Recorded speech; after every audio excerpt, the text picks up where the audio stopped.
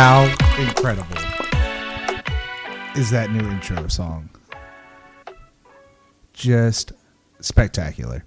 A custom song brought to us by our dear friend, Winsor Atlas, that you will now hear throughout our podcast history. Thank you to him.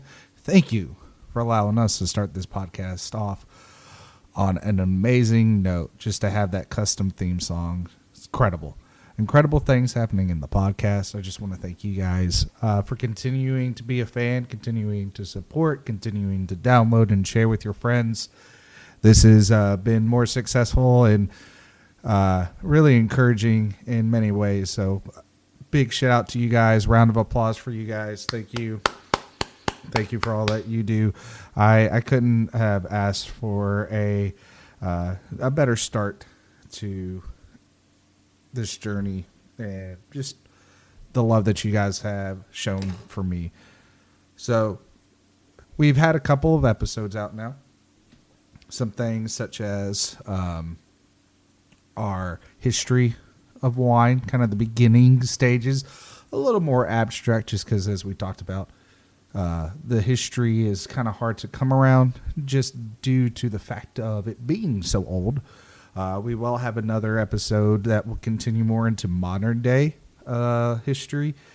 And that one may even need to get broken up again, because especially when you get into French history with wine, it gets really complex. Napoleon Code, 1976, Judgment of Paris, phylloxera. There's a lot of things going on. But I wanted to actually have an episode here where we talk about wine. And one of my ways that I kind of got hooked into this world with a specific grape. And this grape does come about into multiple styles. I'm sure you've already guessed it from the podcast title. Not hard to figure out. But we're going to talk about Nebbiolo. Nebbiolo, a grape out of Italy. When you kind of get into this wine world, you hear people talk about that aha wine moment. When I was applying for jobs, more specific into the Somm position, there was always, what wine got you hooked into this industry? And for me, it was Nebbiolo. And we'll go through and talk about it and kind of break it down. For me, I'm going to give just like a non-scripted, just my reaction to Nebbiolo first, and then we'll get down to the details so we don't miss all those finite little things that we need to know about Nebbiolo. First time I had Nebbiolo, why it hooked me. I'm starting to think about this Somm journey, seeing where my career would go if I picked up a sommelier certification. What kind of doors could it open? So I began to study and trying some wines here and there, and especially when you talk about studying with a purpose and keeping in the back of your mind, at some point you're going to have to do blind tastings. Your big wines in the world of wines, like your Cabs and your Sangioveses and your Merlots, have a lot of similarities. And so I was kind of going through and just trying to learn all I could. And a place out of Asheville, North Carolina, suggested this one wine to me. They said, try this. It's a little bit different. You may not have experienced it before. So handed me Nebbiolo. I take it home, pour it in a glass, and I was like, oh, what is this?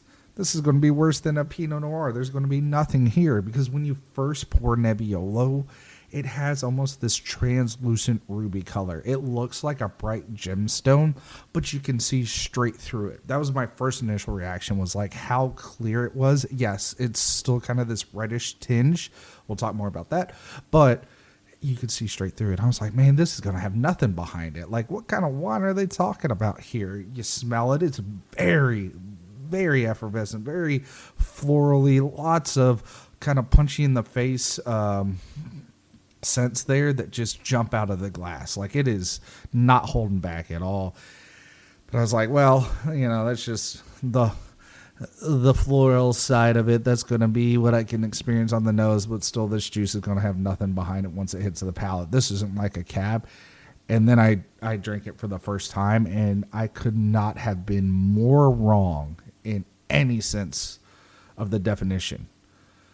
Nebbiolo is this crazy experience when you put all these things together. Huge nose, translucent juice, big, bold, tannicky wine, but at the same time, it just doesn't appear that way. If you could ever say don't judge a book by its cover, Nebbiolo would be it. So, with that being said, my experience kind of jumping us off, let's get into it. What is Nebbiolo? Nebbiolo, red wine. You kind of picked that up probably. But it really produces these iconic, highly regarded wines, mostly in Italy, and we'll break that down more. But the purest, most expensive, sought-after examples are going to come out at Nebbiolo. It has thin skins. It packs a punch. Huge tannins, got high acidity to kind of hang up there with the tannins, but still has a lot of alcohol in the wine. What's interesting about it, though, is with all these other things going on and all your senses kind of getting overwhelmed, you don't always taste how much alcohol is in a Nebbiolo. We're talking 14.5%, 15% most of the time, but you won't notice it. It doesn't burn like that. With some of the characteristics of the Nebbiolo, it is an interesting grape. Again, earlier I mentioned Pinot Noir kind of coloring, and it sort of kind of has some Pinot Noir characteristics when it comes to trying to grow this grape. Pinot Noir, for those that don't know, is a very fickle grape. It needs these exact locations. That's why, yes, you can see examples all over the place, but the best examples come from very concentrated areas. Burgundy. It's not grown all over France. The best examples are in Burgundy.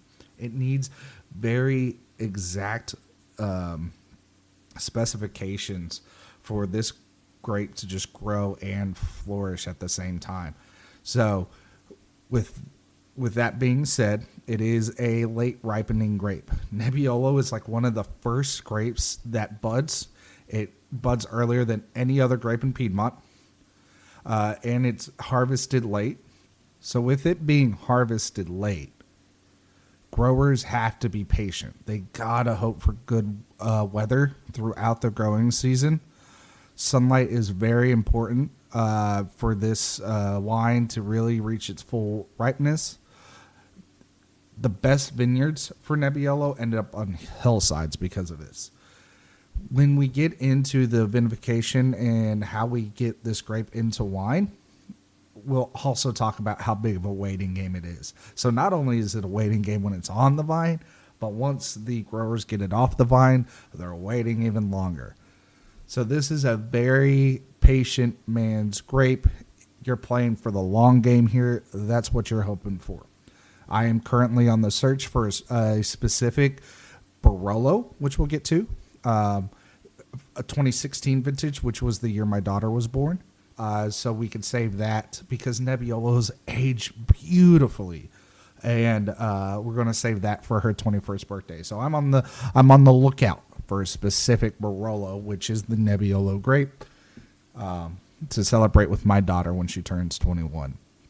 So very delicate in color, kind of talked about that, bold in flavor. The grape produces wines that are very light ruby, very see-through-y. Translucent would be a better word. I don't know why I said see-through-y. That's not a word. We'll fix this. We'll get through this. But once the grape starts to age, it kind of fades a little bit, but it fades in a way that it almost starts to appear like orange, like brick orange is a very common trait that people will say about it.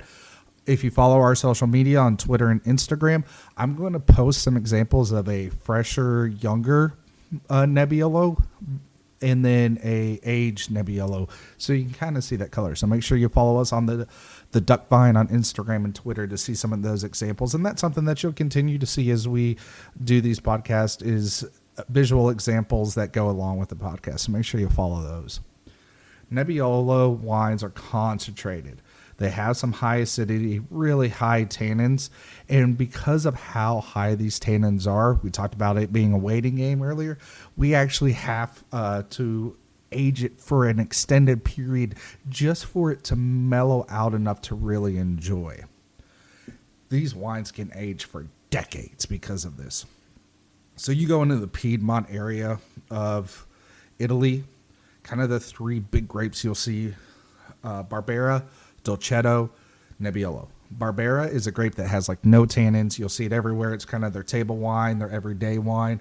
It's a great wine, high acidity, kind of savory, but just can't age like Nebbiolo. So they bottle it, they drink it right away. Dolcetto is a grape that does have some tannin structures to it. They age that for about 2 years. Once they get through that, though, Nebbiolo at a minimum is aged for 5 years. So a long time before they're even starting to get into those bottles to start enjoying those. And that comes from some of the higher ends, specifically like Barolo and Barbaresco, which we'll talk about. So what does Nebbiolo taste like? We've mentioned Barolo, Barbaresco. Those are two regions, two cities in Piedmont, and they kind of have a mirror relation with flavors, but they are slightly different. Barolo, often called the king of wines, and the Barbaresco, the queen of wines. So there's a story here that goes back to kings loving this wine, and that's why it started with that. Barbaresco came around later after Barolo, but it shows just some of the flavor profiles. Nebbiolo d'Alba can be more approachable example of Nebbiolo. When you hear D something in Italian wines, that's referring to the location. So Nebbiolo d'Alba, Nebbiolo grape of Alba. So D is of or the in reference to location. So you can see it all over. Brunello di Montesigliano. Di Montesigliano is where it's from. Brunello, not really a grape. It's the type of wine because Brunellos are typically blends, but the Brunello of Montesigliano. So you see it all over Italy. Flavor profile, you get rose, tars, red cherry, cloves, star anise. You get dried fruit and leather. You'll see more balsamic tar kind of flavors as the wine ages. So keep that in the back of your mind.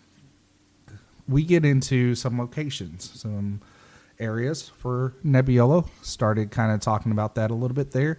Let's break it down a little bit more. We'll go back to when they were starting to figure out what exactly Nebbiolo was and what it was capable of. Imagine way back before the 1800s, Italy wasn't even a unified country. This is kind of common with Europe. At one point, England was not unified. So it kind of started as multiple states, later became a country. And this is some of the areas where we start to see Barolo and Barbaresco really appear as before Italy has been unified. Even in fact, if you know Thomas Jefferson, famous U.S. president, as well as many other roles that he had in the United States history. 1787, he is journeying through Europe, exploring the wine world, trying to get Americans off of relying on Britain for wines and paying taxes to them. So he goes through France and Spain, and he ends up in Italy. And he describes on his journey as Nebbiolo being as silky as Madeira, as astringent as Bordeaux, and as brisk as Champagne. So very interesting kind of like setup there. That doesn't really match with anything that we've kind of talked about, right? Silky as Madeira, astringent as Bordeaux, brisk as Champagne. How's it even like Champagne? Well, way back when Nebbiolo was kind of being used first, before it became as big of a thing as it is, it was actually fermented in the oak barrels and through the processes that they had back in the time, because they didn't have refrigeration and things like that we have today with being able to regulate temperature, they would actually start to develop CO2, and because of that would develop bubbles. So at one point, Barolo's had a carbonation to them. So what was actually happening is the fermentation would not finish before the weather got cold, and the yeast would freeze and the sugar would stay in the wine. Then when the juice warmed up and recommenced fermentation, carbon dioxide would stay in the wine, and that's how it would get kind of bubbly. So how did we get away from that? We basically have Marchese Carlo Tancredi Faletti and his wife Juliette, who is French, to think on how we got Barolo into a dry wine. So originally, his wife, Marchese Giulia, who changed her name from Juliette, found a lot of interest in Nebbiolo when she married Marchese and had to move to Italy to kind of help do their royal deeds. She was looking for some things to do in her free time. She took a liking to Nebbiolo, and of course, being from France, had a connection with the wine world. So she employs some of her connections from France and brings them down to Italy to help bring some of their techniques to the Italian world, and thus started producing some of the dry wines and consistent dry wines that we know today. During that time, they're actually even sending some of these wines to the king in Torino because they knew he loved wine and he drank wine almost daily.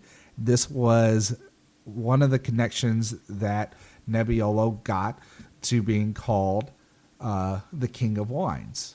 We talk about Nebbiolo or Barolo, and there's one kind of starting kickoff point for its connection to its name. The other thing that Nebbiolo kind of has is its name itself. Nebbiolo could come from the translation of nebbia, which means fog. When you're up there in the Piedmont area, there's a fog that comes down, especially like late October, that settles over the region. It almost forms like this veil over the grapes. The other guess on where its name possibly comes from could be noble. So Nebbiolo, noble, Nebbia. I personally, if I was to guess, would probably be like a connection of all of these together to show that there was at one point a question about what was Nebbiolo's name and how could it be connected to the noble grape. We believe in the first century there was a wine noted by Pliny the Elder, I believe is how you say his name. He was a Roman writer.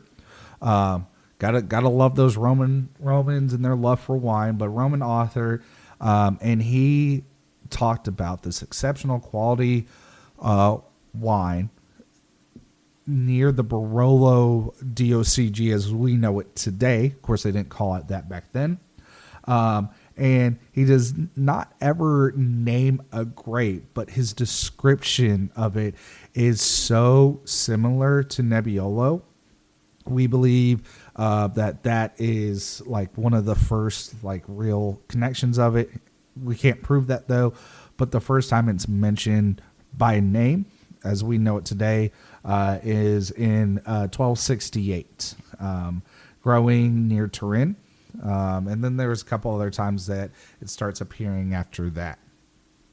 So we've talked about the name origin. We've talked about its connection to the Marchese and how they start to change the wine as we know it to be more modern today.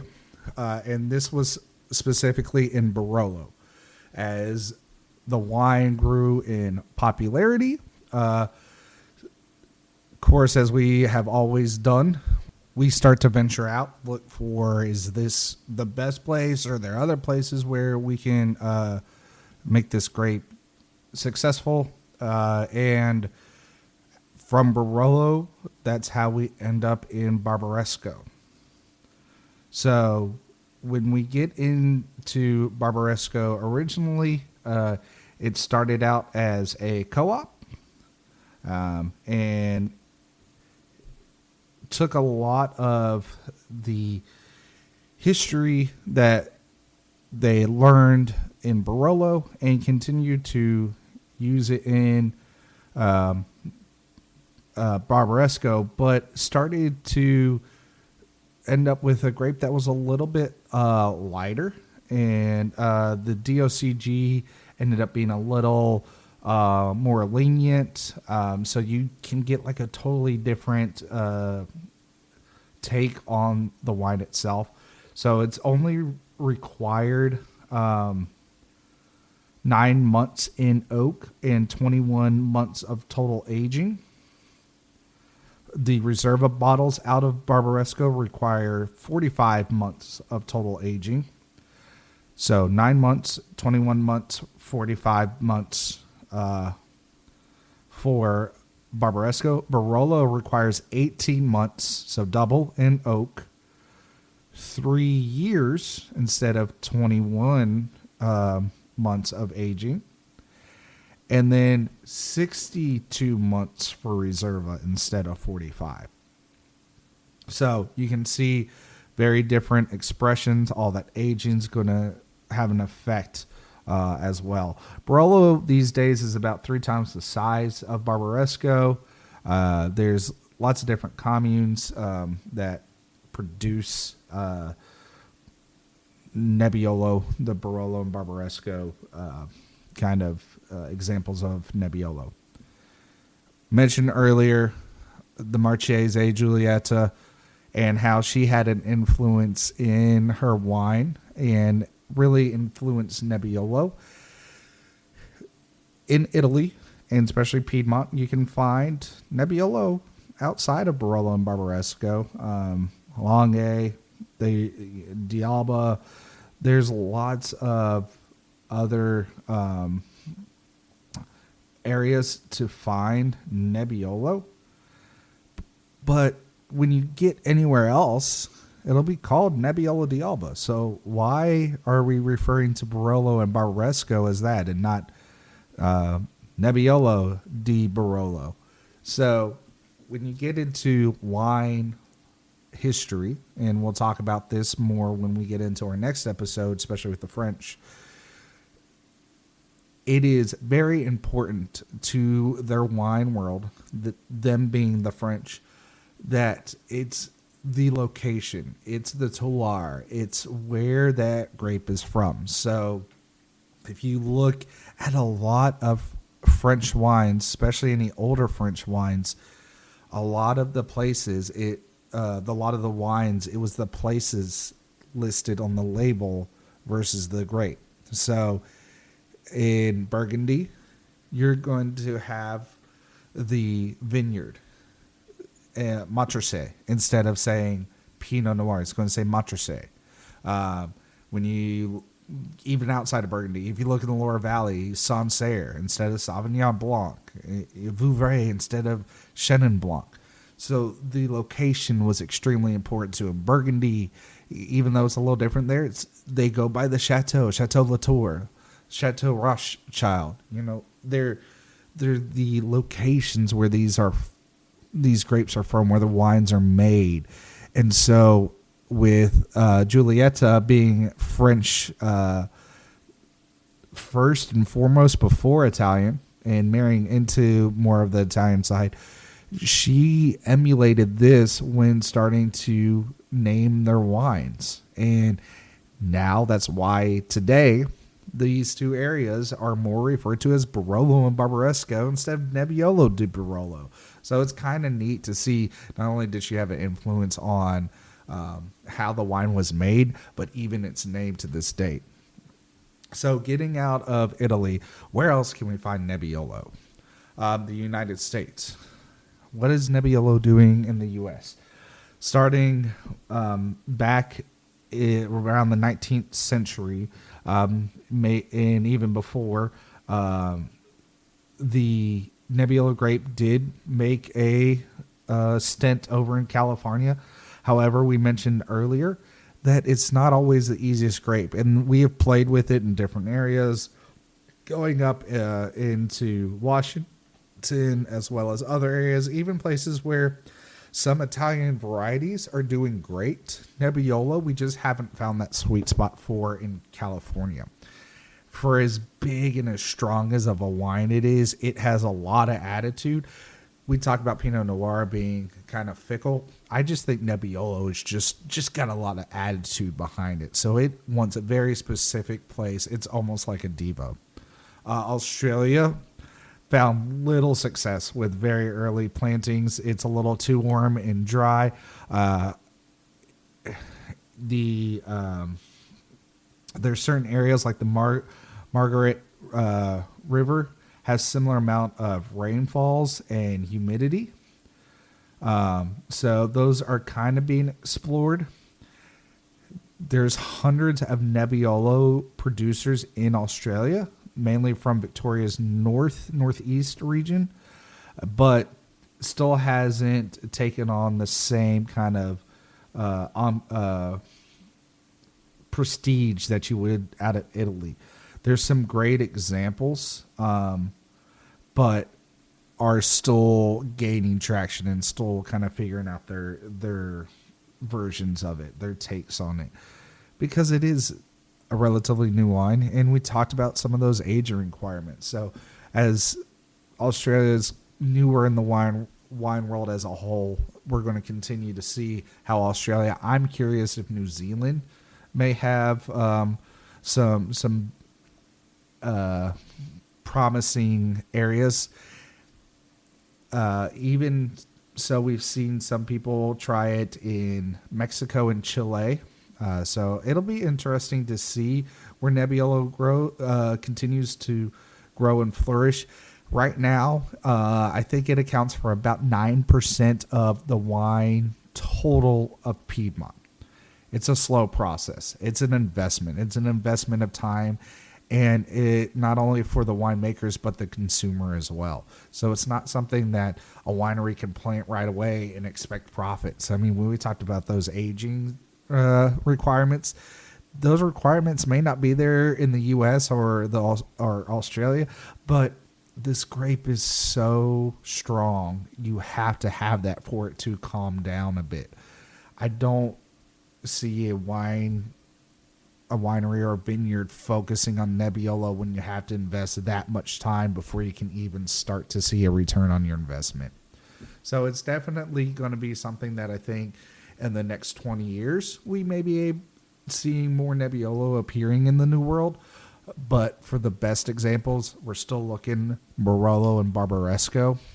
I'm going to continue to keep my eyes out, especially for that 2016 vintage, to just enjoy. It is something that if you've never had the experience of finding a great one, would be worth your time. May not be something you're drinking all the time. When you go into a wine store, especially if you look for Barolo or Barbaresco, your approachable great examples are in that $50 to $60 range. You go into a restaurant, you're expecting $130 at a minimum for a good example of just a Barolo or Barbaresco. Now you can get some Nebbiolos, which is still some great examples, like GD Vajara. They have wineries and vineyards all over Piedmont, and they produce a really great example of a Nebbiolo at a Longue. I would encourage you to go find that. You can get those in that $25, $30 range. A great wine to definitely check out. It it has such a unique palate and body weight that it pairs so well with so many things. We talk about if it grows together, it goes together. It's going to love its tomato sauces. It's going to love pasta. It's going to go great with steak because of that tannin quality. It is a wine that you can set on a table and it could meet a lot of different palates because it's not just this one example of what we think of when we come to wine structure. You know, a cab, it's big, it's bold, it's tannicky. Nebbiolo, the body's kind of medium light, and you get this very floral, bright nose on it. And then when you get into drinking it, it's got tannin, so it can meet multiple different palates and still be a great wine for a whole table to enjoy. So I encourage you, go out there, seek out some Nebbiolo. If you want to splurge a little bit, grab you a Barolo, check that out. Get a true example of the history of this grape. I want to thank you guys again for everything that you're doing in downloading this podcast, sharing it, making sure you're following us on social media. I truly am so thankful for every one of you giving your time. I hope you enjoy listening to us. We're going to try uploading these podcasts at the beginning of the week. Looking towards Mondays. The other thing that I want to do is start giving some more wine suggestions. We talked about a couple here right at the end, but where I work as a sommelier, we have a wine club, so we have 5 selected wines of the month. So you're going to actually get 2 episodes this week. It'll be a kind of a trial episode, so you can see the wines that we featured for March of 2023, and talk about those 5 wines. And then starting around the first couple of days of the month, we will have a bonus podcast outside of the weekly podcast with the 5 wines of the wine club. I get to go through with the wine club members and taste those in the restaurant and kind of get to take them on a wine journey through dinner. So we'll do that here on the podcast. And most of these wines you can find online or are very notable makers that you'd be able to find a majority of them in your own local wine shops. But if this works out successfully, sometimes they may be the 5 from my restaurant, or they just could be 5 that I've really been enjoying as I'm going through my sommelier journey, getting ready for my next exams and trying a bunch of wines myself. Maybe I'll bring some of those to the podcast and explain some of those for you guys as well, for you to seek out and try with me. So I hope you enjoyed this podcast. As we leave today, enjoy our very awesome new theme song. Shout out again to Mr. Winter Atlas for creating just a phenomenal wine podcast theme song. I know I downloaded this as my ringtone. If anybody else needs it, just hit me up on social media, and I can send you that file so you can have it as your ringtone as well. I appreciate you all. I hope you had fun. Maybe you learned something, but the most important thing is we got to drink some wine. Appreciate y'all. See you next episode.